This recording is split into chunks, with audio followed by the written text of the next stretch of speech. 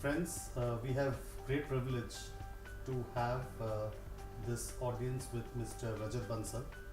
So we have this privilege to discuss with him some of his views on how the dispute resolution mechanism has been functioning, especially in the area of transfer pricing. While his role extends much beyond transfer pricing, but we would discuss some of the more important aspects relating to transfer pricing in today's discussion.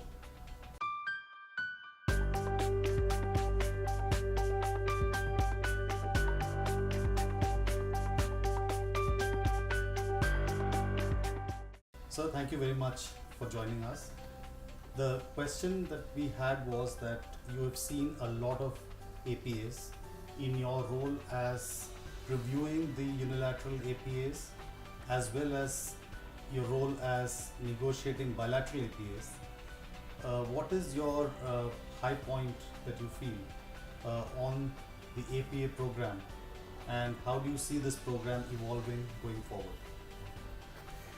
Thank you Vijay ji. A very good day to all the audience in today's gathering.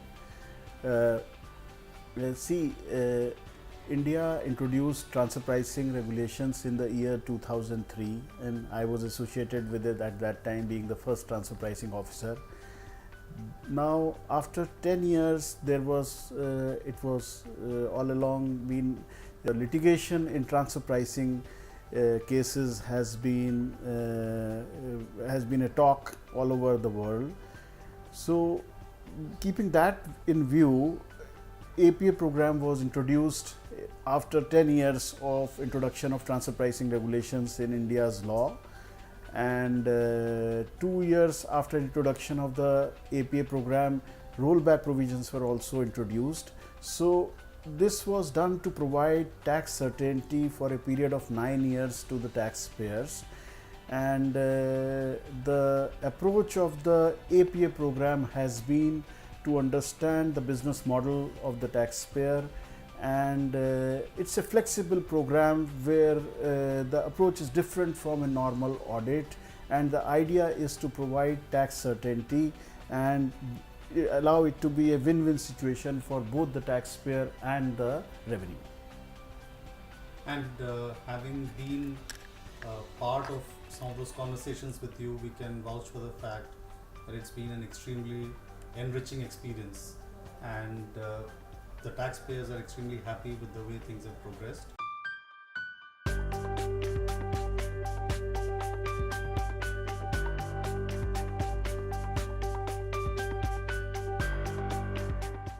Bilateral APAs are superior to unilateral APAs in the sense that they relieve double taxation, actually relieve the double taxation, and this has been due to frequent meetings, which we increased about 3 years back to average of 3 or 4 per year. So this has really made a difference in resolution of MAP and APA cases.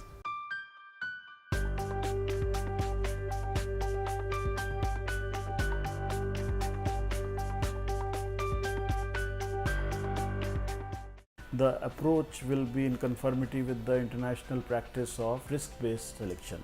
So we have already moved towards that, and the earlier system of threshold-based selection, I think, is done away with, and this is going to be the way forward.